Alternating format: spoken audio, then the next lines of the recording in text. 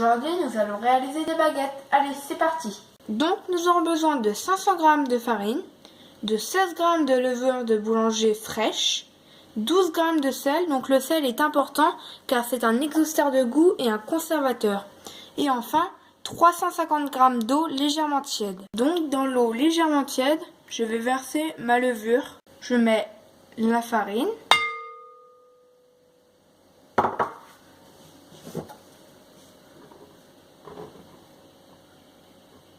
Je vais verser le sel.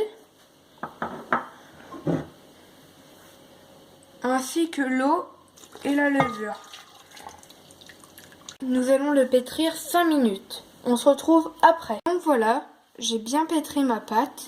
Donc elle est homogène et élastique.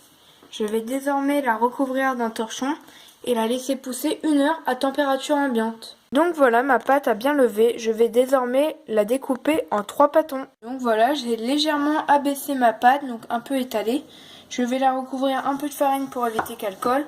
Et je vais maintenant la diviser en 3 pâtons. Nous allons nous occuper de notre premier pâton.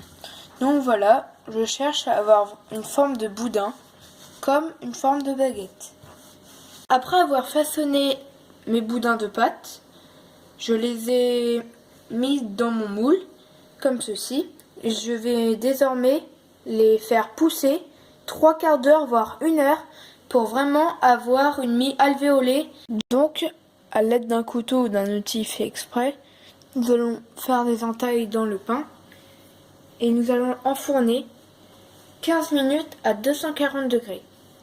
Pour avoir des baguettes croustillantes après cuisson, n'hésitez pas à mettre de l'eau dans le lâche-frite. Donc le lâche-frite, c'est comme une plaque de cuisson avec des rebords.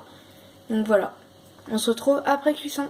Voici le résultat des baguettes, donc comme vous pouvez le constater, elles sont bien dorées. N'hésitez pas à mettre un pouce bleu si vous avez aimé. Au passage, n'oubliez pas de vous abonner à ma chaîne YouTube en cliquant juste ici.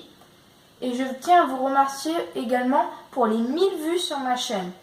Donc si vous avez des questions à me poser ou des suggestions pour d'autres tutos, n'hésitez pas à me les mettre en commentaire.